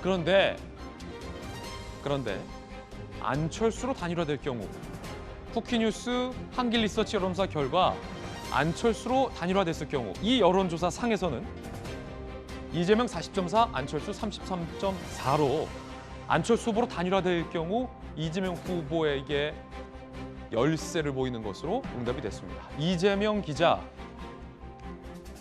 지금까지 여론조사와는 다소 다르네요. 안철수 후보로 단일화될 경우 이재명 후보에게 약세가 될 수도 있다는 뜻입니까? 뭐 다른 조사 결과도 좀 더 지켜봐야 되긴 할 것 같습니다. 그럼에도 불구하고 지금까지 어쨌든 결집력은 윤석열 후보가 높더라도 외연 확장성이 안철수가 높다 이런 결과가 많이 나왔었죠. 다시 얘기해서 윤석열 후보가 뭐 지지율이 더 높더라도 안철수 후보가 단일화될 경우에 이재명 후보의 격차가 더 큰 뭐 그런 결과가 꽤 많았었는데 이번 조사는 지금까지 조사와 전혀 다른 결과죠. 윤석열 후보는 이재명 후보와 오차 범위 내에 있고요. 지금 박빙의 승부를 펼치는 반면에 지금 안철수 후보로 단일화된 경우에는 오히려 오차 범위 밖에서 지는 그런 결과가 지금 나왔습니다. 그러니까 이것이 얼마나 맞는지는 좀 더 이제 다른 추세들 그리고 다른 결과들을 좀 더 봐야겠지만 어쨌든 간에 안철수 후보의 지지율이 어쨌든 간에 굉장히 많이 상승세를 타다가 지금 많이 하락세에 떨어졌다. 이런 건 분명한 사실인 것 같고요. 또 하나가 뭐냐면 어쨌든 간에 대선이 임박하면서 이재명 후보뿐만 아니라 윤석열 후보 지지층들이 결집하는 그런 모양새를 분명히 보이고 있다. 그런 점에서 안철수 후보가 지금 여론조사를 통한 단일화를 제안했는데 어떻게 보면 단일화 제한 시간이 늦었다. 이런 것들이 이제 여론조사 결과에서 나타나고 있는 것 같습니다. 아니 그러면 이재명 기자 이 여론조사만 놓고 본다면 한길리서치 지금까지 야권에서는 단일화가 필승의 카드다라는 말도 있었고 누구로 단일화돼도 정권 교체 열망이 높기 때문에 굉장히 유리하다라는 해석이 있었는데 단일화가 도움이 되긴 할지 몰라도 누구로 단일화가 되느냐에 따라서 결과는 달라질 수 있다. 이 여론조사는 그렇게 해석하는 거예요? 지금 한길리서치 조사 결과만 봤을 때는 이제 그런 결과가 나오는 거죠. 어허. 지금 어쨌든 안철수 후보에 대한 확장력을 확인할 수 없는 이제 그런 결과가 나왔기 때문에 어쨌든 간에 윤석열 후보 쪽으로 단일화했을 경우에 물론 지금 오차 범위 내에 있지만 오히려 승부의 어떤 정권 교체 가능성이 더 크다. 뭐 이렇게 지금 이제 해석할 수 있는 여지가 충분하다고 볼 수 있는데 저 안철수 후보의 입장에서는 어쨌든 여론조사 단일화를 주장하는 명분을 굉장히 약화시킨 여론조사이기 때문에 사실 앞으로 뭐 어떤 식의 단일화가 이루어질지는 좀 더 지켜봐야겠지만 어쨌든 국민의힘 입장에서는 시간이 가면 갈수록 유리한 국면으로 갈 수 있는 그런 결과 중에 하나가 아닌가 이런 생각 분명히 듭니다. 여론조사 결과 많으니까 다른 여론조사 좀 살펴봐야겠습니다. 적어도 이 조사는 안철수에게 불리하다. 이 와중에 조문을 했습니다. 윤석열 후보와 이재명 후보가 모두 안철수 후보 조문을 갔습니다. 유세버스 사망 빈소를 찾은 건데 윤석열 후보가 먼저 안철수 후보를 만났어요. 어떤 이야기 했는지 들어보시죠. 안타깝고 불행한 일에 대해서 인간적인 면에서 우리 후보님과 함께 얘기를 나누고 또 제가 뭐 힘은 못 되더라도 하여튼 마음의 위로라도 좀 드렸습니다. 혹시 여러분들께서 추측하시는 뭐 그런 오늘 이 장소가 장소이니만큼 그 이외에 다른 얘기는 나누질 않았고요. 박정은 실장님, 뭐 자리가 자리인 만큼 단일화 얘기는 안 갔을 것 같은데 지금 양측 모두 회동 분위기 괜찮았다. 둘의 만남은 긍정적 신호다라는 해석들도 나오고 있어요.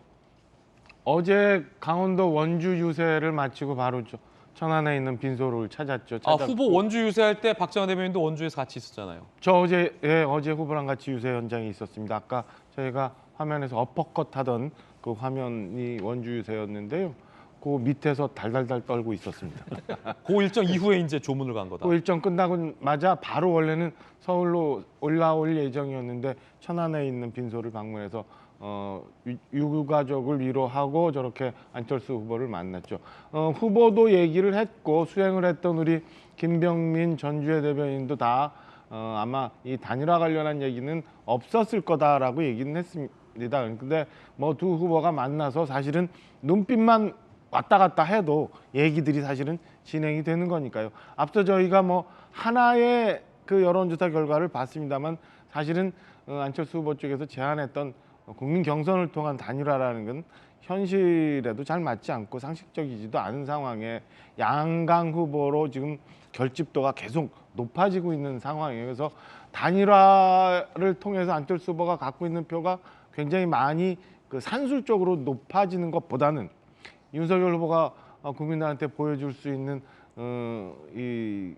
이 정치권에 대한 적응력, 그다음에 뭐 리더십, 그다음에 국민들을, 그러니까 야권을 지지하는 국민들에 대한 좀 안심할 수 있는 편안함, 이런 거를 줄 수 있는 정치적인 목적, 정치적인 효과에 대해서 저희는 좀 사실은 고민하고 있는 부분이라서 저는 뭐 지금 국민의당 상황이 안타까운 일을 당해서 어려운 상황이니까 좀 시간이 지나고 이 건도 좀 유가족들 좀 그 일이 좀 끝나고 안정이 되면 안철수 후보가 오히려 더 뭔가 결심을 해서 뭔가 좀 진전된 결단과 제안을 해주기를 좀 기대를 하고 있습니다. 예, 그런가 하면 이재명 후보도 윤석열 후보가 자리를 떠나자 안철수 후보를 공교롭게 찾았는데 그 장면 살펴보시죠. 이재명 후보 서울 유세 마침 밤 9시 27분쯤 수행원 없이 홀로 안철수 후보를 만났습니다. 20분가량 독대를 했고 국민의당 우리도 전혀 몰랐던 깜짝 방문, 정치 현안 없이 고인에 대한 얘기와 일상적 대화를 나눴다라고 밝혔습니다. 전윤기 의원님, 후보가 어떤 얘기를 좀 주고받았을까요? 후보가 어떤 얘기를 주고받았는지는 명확하게 알 수는 없습니다만 후보께서는 그 정치적 현안은 정말로 배제하려고 많이 노력을 했다라는 것은 알고 있습니다. 처음부터 그 우리가 그 조문을 하겠다 안 하겠다 이런 내용도 없었던 것이고 그 언론을 통해서도 이야기하지 않고 서울 유세가 끝나자마자 천안 빈소에 찾아서 안철수 후보의 이제 황망한 마음을 많이 추모했던 것 같습니다. 예, 그런가 하면 이재명 후보 측의 조응천 선대위 공동상황실장이 이 유세버스 사고가 단일화의 변수가 될 수도 있을 것이다라는 의견을 내놨습니다. 근데 한참 그 레이스를 하다가 그 쇼트를 하다가 한번 미끄러지면은 다시 그 참여하기가 힘든 걸 좀 보시잖아요. 예. 그게 어떤 영향을 미칠까? 저는 사실 그게 변수가 될 수가 있겠다.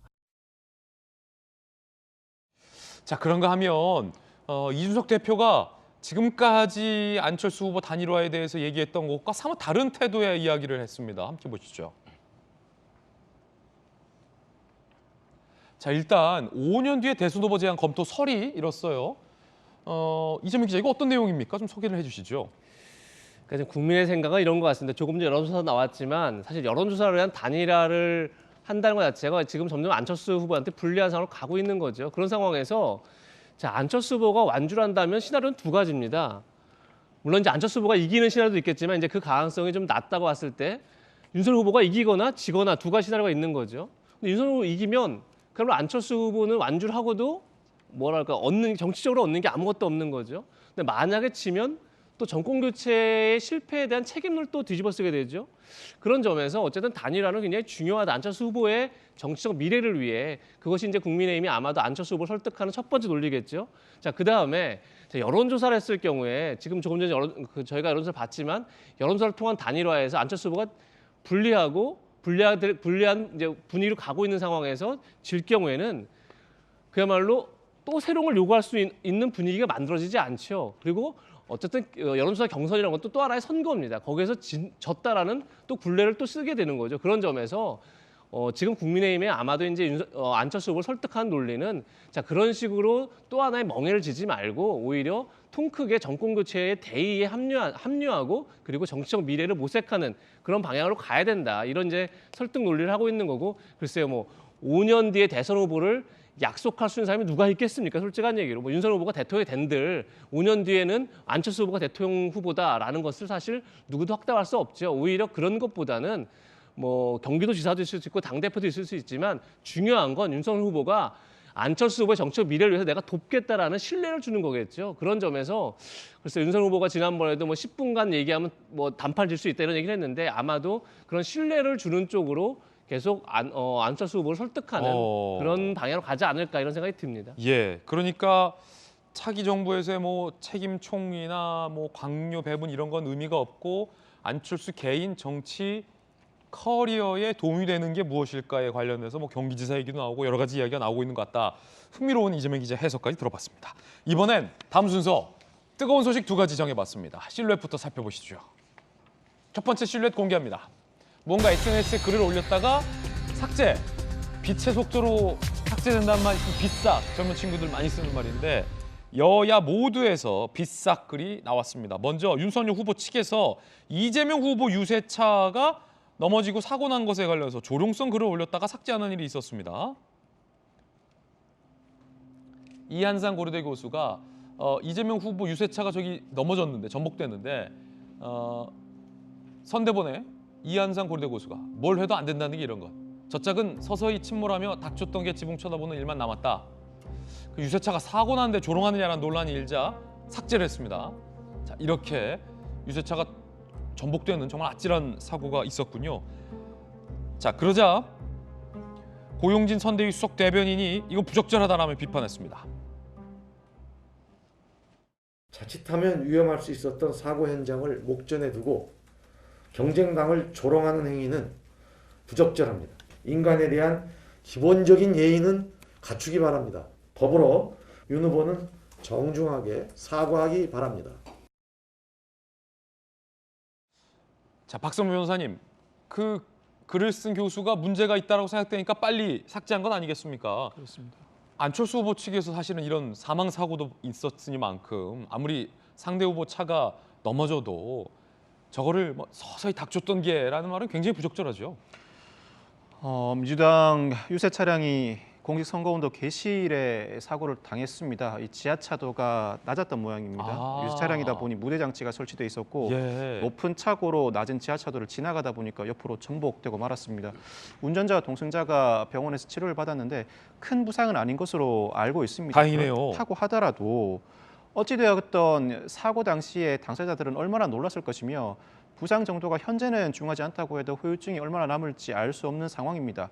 말씀하신 것처럼 국민의당 유세 차량 사고로 인해서 2명이 사망한 상태에서 민주당에서 유사한 사고가 발생했는데 이를 두고 아무리 선거라고 하더라도 뭘 해도 안 된다는 게 이런 것이다. 침몰하던 닥쳤던 개 지붕 쳐다보는 일만 남았다 하는 것은 오로지 선거 승리만이 머릿속에 있고 사람에 대한 배려라든가 우리 사회 전반의 기본적인 안전 구조에 대해서는 어떠한 배려도 하지 않은 상태에서 글을 남긴 것으로 모든 국민들이 보더라도 상당히 부적절하다고 평가할 수밖에 없는 상황이고 그러다 보니까 곧바로 삭제한 것 아닌가 싶습니다. 자, 그런가 하면 민주당에서 이재명 후보를 수행하는 아나운서 출신의 한준호 의원이 지난번에 이어서 이번에도 논란의 글을 썼다가 삭제를 했습니다. 지난번에는 김혜경 씨와 김건희 씨를 여성의 출산 유무로 비교하는 글을 써서 수정한 바 있는데 이번엔 아예 글을 삭제했다고 하죠. 어떤 글을 올렸을까요? 자, 저희 동아일보 등이 보도했던 김만배 씨가 2012년 초 여당 의원 보좌관에 2억을 전달했다라는 의혹을 한준호 의원이 쓰면서 2012년 여당은 새누리당이다 라는 이 사실관계와는 정반대의 이야기를 글을 올렸다가 빛의 속도로 삭제했다. 역시 이런 장면입니다. 박성배 변호사님, 글쎄요, 이 기사를 꼼꼼히만 읽어봤어도 제목만 읽지 않고 저게 새누리당 여당 의원이 아니라 민주당의 중진 의원이다라는 사실은 좀 잘 알았을 텐데 한준호 의원이 왜 이렇게 썼을까요?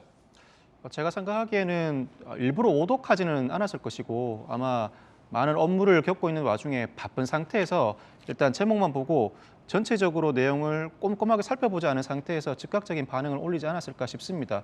당연히 2012년 여당이라고 하니까 당시 새누리당이라고 막연히 생각하고 글을 올린 것 같은데 막상 글을 읽고 보니 민주당 인사라는 걸 알게 되니까 글을 삭제한 것으로 보이고 글을 올린 뒤에 주변에서도 문제 제기가 이어지지 않았을까 싶은 생각이 듭니다.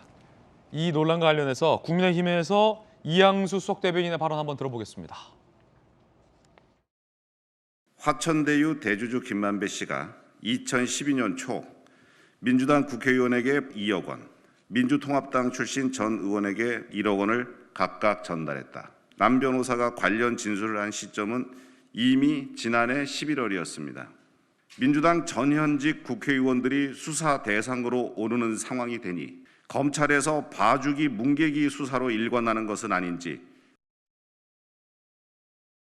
자, 한편 박성배 변호사님, 한준호 의원이야 뭐 실수를 해서 지웠을 것 같고 해당 의원과 보좌관은 지금 아니다, 돈 안 받았다라고 부인하고 있는데 검찰이 제대로 수사를 했는지가 좀 의문이에요.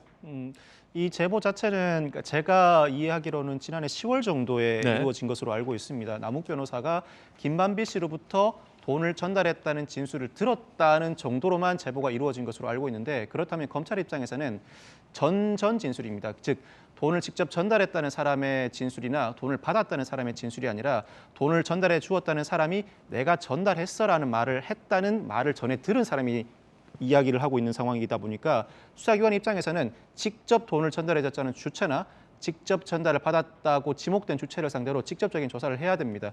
남욱 변호사로부터 이러한 진술이 있다고 하더라도 일종의 전문 진술로서 이 자체를 두고 검찰이 수사를 더 이어나가지 않는다면 이는 단순 제보에 그쳐버리고 더 이상 수사에 박차를 가할 수가 없는 상황입니다. 그 진술을 할 때는 나름대로의 근거가 있을 텐데 그 진술과 근거를 바탕으로 좀 더 직접적으로 사안의 실체에 접근해서 수사를 이어나가야 이 진술을 근거로 충분한 수사가 이루어질 수가 있습니다. 그러니까 결국 검찰 수사 의지에 달려있다라는 말씀으로도 좀 들립니다.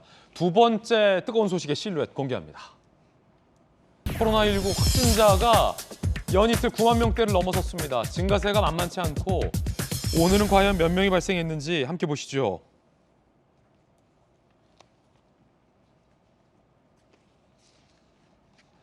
자, 이재민 기자, 오늘도 9만 명이 넘었어요. 지금 그러니까 그제 5만 명대에서 어제 9만 명대로 점프했는데 지금 오늘 또 9만 300명이 넘었죠. 9만 3,135명이 오늘 나왔네요. 9만 3천 명이 넘었다. 근데 3월 초에 36만 명 전망된다라는 보도도 지금 나오고 있고 이게 그냥 예상이 아니라 국가수리과학연구소 분석 내용이라는 얘기예요? 그렇죠. 지금 지난주보다 이번 주가 2배 늘고 이번 주가 다음 주에 또 다시 2배 늘고 이렇게 한다 그러면 3월 초가 되면 이제 36만 명까지 가능하다. 근데 결국은 이제 3월 초라는 게 대선 시기 아니겠습니까? 예. 대선 시기에 이 코로나 확산세가 대선에 어떤 영향을 미칠지 굉장히 중요한 포인트가 아닌가 싶습니다. 근데 내일 거리두기를 완화해요?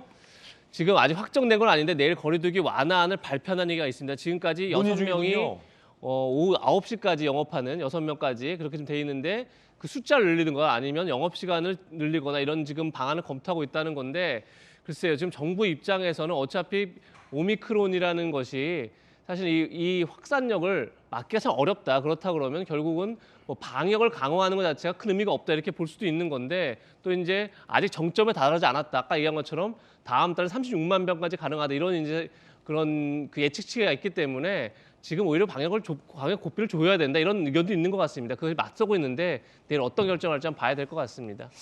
내일 만약에 정부가 무언가 결정을 한다면 이거 큰 논란이 일 수도 있을 것 같아요. 일단 정부 결정을 좀 지켜봐야 할 것 같습니다. 정부 설명도 좀 들어봐야겠고요. 중요한 건 우리 스스로 조심해야 된다라는 말입니다. 60초 광고 보고 돌아오겠습니다. 잠시 후 뵙죠. 예, 오늘 저희가 준비한 소식 다 전해드렸습니다. 저희는 내일 아침 8시 50분에 또 이 뜨거운 대선 현장 열기 고스란히 여러분께 전해드리도록 하겠습니다. 오늘 하루는 분명 어제보다 나을 겁니다. 좋은 하루 되십시오. 고맙습니다.